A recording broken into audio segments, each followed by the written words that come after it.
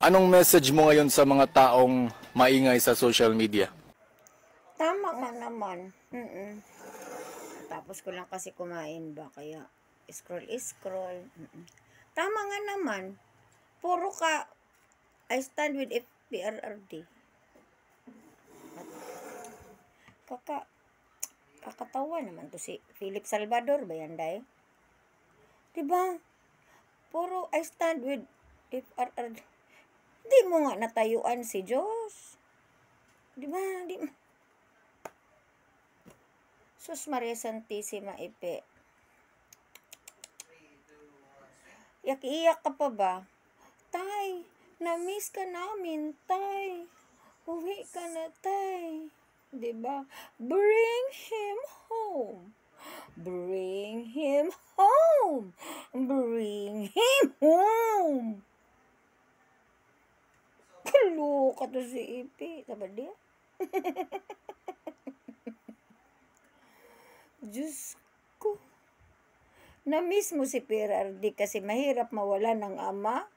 Bah, Ipe, naisip mo ba yan? Ginawa mo kay Diyos? Buti na lang talaga si Chris Aquino ay may pera. Oo, kasi pag walang pera si Chris Aquino, ang mangyari sa Diyos nyo? O diba? Diba? Buti si Chris Aquino. Courageous na ina. Diba? Paano pag si Chris Aquino ay hindi Chris Aquino? Parang si bruha lang. Diba? So, tapos, hindi ka I stand with Diyos. Naku, paano yun? Diba? Di mo naisip, Ipe, na namimiss ka naman siguro ni Diyos. Tapos iyak-iyak ka ngayon, nasa stage ka ba? I miss you, Tay Digong. Come on, babe. Diyos ko, Lord. Ay, nako. Minsan nakakatawa na nga talaga kayo, hindi na nagtututugma, mga nginungutya-ngutya mo dyan. Ewan ko ba, Ipe, sa totoo lang, Ipe, babantayan ko talaga yung numero na boboto sa'yo. Promise. Swear.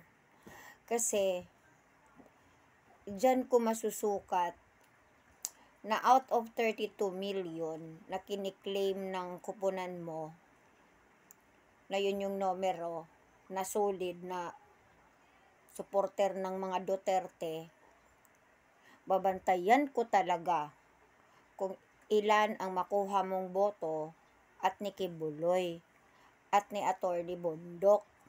Kasi tandaan ko talaga na ganun kadami ang bumtanga. Ililista ko talaga, swear. Oo. Kasi isipin mo, yung mga bumoto kay Robin, na naging number 1 si Robin, di ko alam kung anong naramdaman nila ngayon.